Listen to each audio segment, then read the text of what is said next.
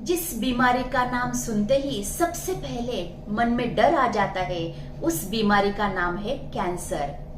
जब कभी हम किसी कैंसर हॉस्पिटल से गुजरते हैं या हमारे करीबी रिश्तेदार या दोस्त को मिलने कैंसर हॉस्पिटल में जाते हैं, तो उसकी हालत देखकर, उसकी फैमिली की हालत देखकर सबसे पहले हमारे मन में यह विचार आता है, कैंसर जैसी बीमारी किसी को ना हो।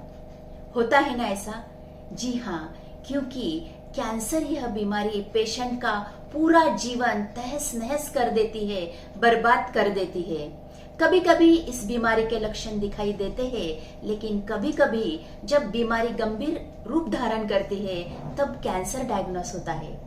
अगर आपको लगता है कैंसर जैसी महाभयानक बीमारी किसी को भी ना हो, ना खुद को, ना हमारे करीबी रिश्तेदार को या दोस्त को, तो इस वीडियो के माध्यम से आपको कैंसर के बारे में जानकारी मिलेगी। कैंसर क्या होता है, कैंसर क्यों होता है, कैंसर के लक्षण क्या होते हैं, और जैसे कि हम सभी जानते हैं, prevention is better than cure, यानी कि यह बीमारी ना हो, इसके लिए आयुर्वेद में कैंसर मुक्त स्वस्थ जीवन शैली के बारे में क्या बताया है, इस वीडियो सीरीज के माध्यम से हम पूरी जानकारी लेंगे।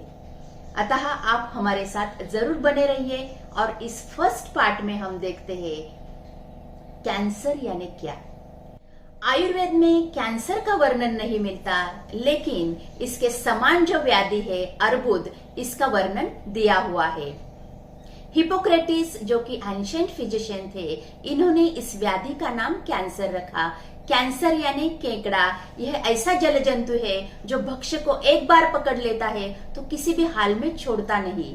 वैसे ही कैंसर अगर शरीर को हो जाए तो वह शरीर को छोड़ता नहीं, यानी मॉडर्न साइंस के अनुसार यह व्याधि ठीक नहीं हो सकता। लेकिन आयुर्वेद का भी यह कहना है ऐसा नहीं है, क्योंकि आयुर्वेद के फंडामेंटल्स, निदान करने की पद्धति अलग है।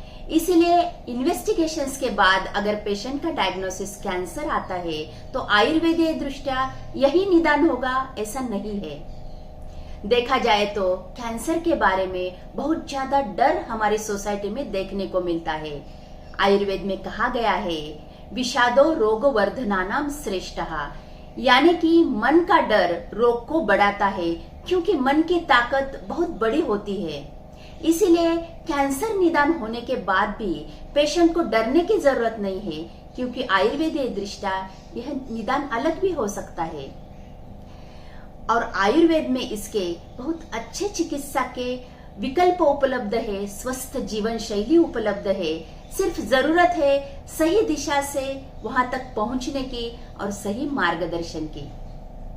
आइए जानते हैं कैंसर सदृश यह जो व्याधि है वह आयुर्वेदीय दृष्टया शरीर में कैसे होता है। इस व्याधि में त्रिदोष प्रकोप यानी वात पित्त कफ, ये तीनों दोष बढ़े हुए रहते हैं। अग्निमांद्य तीव्र यानी भूख कम लगती है। धातुपाक अवस्था, धातु जो है वह कम कम होते जाते हैं, और मनोदेश यानी मन की अवस्था विकृत हो जाती है। मॉडर्न साइंस के अनुसार पेशियों का जो विभाजन होता है वह एबनॉर्मल तरीके से होता है, जिसमें अपरिपक्व सेल्स तैयार होते हैं, और यह सेल्स अपना प्राकृत कार्य करने की बजाय शरीर में गलत कार्य करना शुरू कर देते हैं, जिसमें शरीर में गांठें तैयार हो जाती है।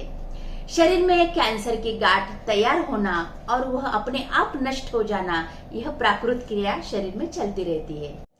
उम्र के 50 साल बाद शरीर में कैंसरस सेल्स तैयार होते रहते हैं। चूंकि हमारे शरीर में जो इम्यून सिस्टम है यानी रोग प्रतिकारक क्षमता है, उसे एक्टिव रखने के लिए कैंसरस सेल्स का तैयार होना और अपने आप नष्ट हो जाना, यह प्राकृत क्रिया चलती ही रहती है। लेकिन जब इसका बैलेंस बिगड़ जाता है तब शरीर में कैंसरस सेल्स की ग्रोथ होने लगती है, यानी ये बढ़ने लगते हैं। इसे ही कैंसर कहा गया है।